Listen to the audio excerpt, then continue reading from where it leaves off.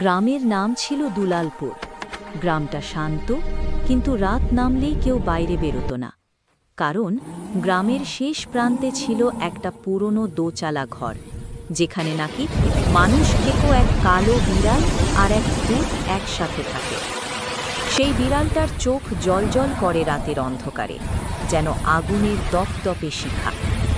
লোকজন বলে ওটা আসলে বিড়াল না, ওটা এক ডাইনির আত্মা, যে নিজের রূপ বদলে মানুষের রক্ত খায়। এক রাতে গ্রামের রাখাল বাবলু তার ছাগল নিয়ে ফিরছিল জঙ্গল পথ ধরে। হঠাৎ একটা আওয়াজ, ম্যাও। ছাগলগুলো হঠাৎ থেমে গেল। বাবলু টর্চ জ্বালাতেই দেখে সামনে একটা বড় কালো বিড়াল, যার মুখে রক্ত লেগে আছে, আর পাশে পড়ে আছে একটা অদ্ভুত ছায়া, মানে একটা অর্ধেক খাওয়া ছাগল।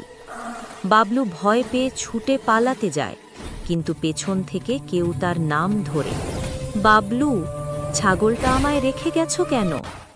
সে ফিরে দেখে এক দীর্ঘ চুলওয়ালা নারী ভূত, যার চোখ ফাঁকা, মুখ ছিঁড়ে গেছে, আর কোলে সেই রক্তমাখা বিড়ালটা।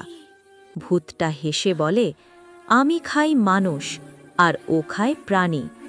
আজ তুমি আমাদের ডিনার। পরের দিন সকালে গ্রামের লোকেরা শুধু একটা ছাগলের ঘণ্টা পায় পথের ধারে। বাবলু আর ফিরে আসে না।